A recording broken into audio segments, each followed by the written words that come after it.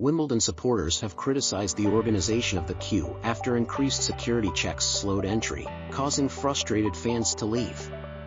More than 12,000 people were queuing in Wimbledon Park, next to the grounds, with some having camped overnight. Wimbledon said it had boosted security after the protests from the Just Stop Oil group at recent sporting events. "We have missed a whole day's play. I would never ever do it again," Chris Mead told the BBC. "We were told it was unexpected numbers, but why are you letting people in, to queue? Then they are telling us security was not enough to cope with the numbers. We're just obviously disappointed. It's 4 o'clock and we are nowhere near there, the front, yet." Play began at 11 o'clock British Summer Time, but just before midday organizers advised people not to travel to join the queue. The queue has become a Wimbledon tradition, with 500 tickets available for each of the main 3 courts: Centre Court, Court 1 and Court 2, with the remaining fans able to buy ground passes to watch the outside courts. Last year the queue returned to Wimbledon, having not been used in 2021 as a result of the COVID-19 pandemic, which also caused the 2020 tournament to be cancelled. Just Stop Oil activists interrupted the first day of the second Ashes test between England and Australia at Lord's. That followed similar protests by the same group at the Rugby Union Premiership final in the World Snooker Championship, while animal rights activists delayed the start of the Grand National race this year. An All England club spokesperson said the increased security operation was slowing down the entry process, adding, "There has been high demand from members of the public to join the queue on day 1 at Wimbledon. Understandably, our security team on the gates are conducting an enhanced bag check operation. While there has been a steady stream of guests entering the grounds since gates opened at 10 a.m., entry via the queue has been at a slower rate than in previous years as a result of these checks. We sincerely thank guests in the queue for their patience and understanding." But some fans criticized the lack of communication and the facilities on offer. Becky Deeming arrived to queue at 3:45 a.m. on Monday and got into the grounds at 1:15 p.m. She told the PA news agency, "There was no water, nowhere to sit, it was the longest queue.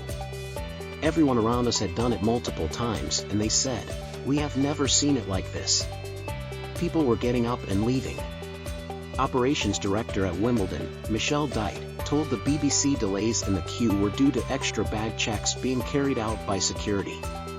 "We had one of the highest attendances at Wimbledon since 2015, said Dite. "We have a lot of security and we want to make sure everyone is safe and secure, so it did cause some delays yesterday. We did extra bag searches, but we've reviewed how everything operates and sped up our ticket sales. Every single part of the chain we went into detail last night and we're set to go. One of the joys of Wimbledon is everyone can come on the day and get in. This doesn't happen for many other events. The resilience for the queue was world-class. We believe people are going to queue, that's why it's called the queue. We believe people know what they're getting into. But, on Tuesday, it's going to be slick, quick." Georgia Jeffrey, trying to attend Wimbledon for the first time, said the whole experience was hugely disappointing. She told the BBC, 6 or 7 hours of people standing in the same field. "It has got a bit hectic, the toilets especially, they are not flushing anymore, so it has been a bit grim. This is my first Wimbledon and I've lived locally for a few years, so this is my first go.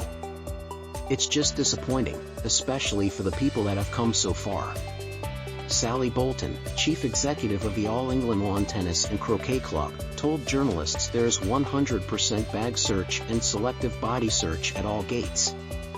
"We've taken account of what we've seen elsewhere, so security has been uplifted in various places around the grounds," she added.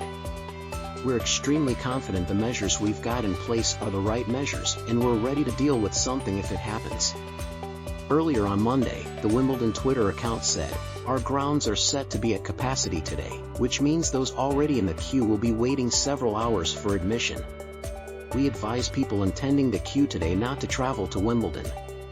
A Metropolitan Police statement said, "A policing operation is in place for the championships, including both generalist and specialist officers, to prevent crime and disorder and to be able to provide an effective, timely response to any emerging incidents at the location and right across London."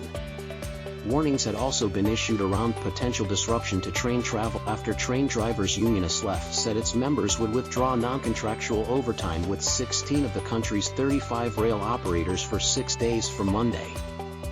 7-time Wimbledon men's champion Novak Djokovic and 5-time women's champion Venus Williams were among those in action on Monday, while a rain delay led to no play on center court or the outside courts for more than an hour. Wimbledon will run until July 16, with 2-time champion Andy Murray and reigning women's champion Elena Rybakina among those in action on Tuesday.